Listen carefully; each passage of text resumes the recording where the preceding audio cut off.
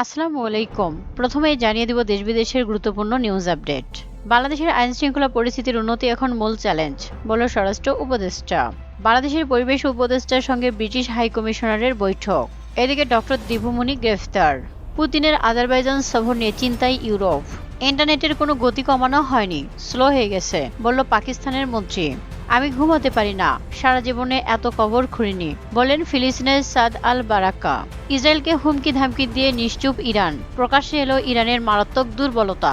এদিকে বিমানের নতুন চেয়ারম্যান হলেন আব্দুল মুইত চৌধুরী। গাজায় বোমা বিস্ফোরণে 2 ইসরায়েলি সেনা নিহত। বাংলাদেশের শাপলা চত্বরে নিহত ব্যক্তিদের নামের তালিকা প্রকাশ করল অধিকার। শেখ হাসিনার $500 কোটি আত্মসাতের দাবি প্রত্যাখ্যান করল রাশিয়ার রোসাটম। পশ্চিমাদেরকে নিজেদের যুদ্ধে ডেকে আনতে চাইছে ইসরায়েলের প্রধানমন্ত্রী নেতানিয়াহু। সাবেক 41 মন্ত্রী এমপির বিরুদ্ধে তদন্ত শুরু করেছে দুদক। দিল্লির স্বাস্থ্য মন্ত্রণালয়ের সামনে রোগী দেখবেন চিকিৎসকরা। গাজায় বোমা বিস্ফোরণে 2 ইসরায়েলি সেনা নিহত। লেবাননের আবাসিক ভবনে ইসরায়েলের হামলা। ব্লিংকেনের সঙ্গে ইতিবাচক বৈঠকের দাবি করল নেতানিয়াহু। পদত্যাগ করলেন আবহাওয়া অধিদপ্তরের পরিচালক। শেখ হেলাল ও শেখ তন্ময়ের ব্যাংক হিসাব জব্দ।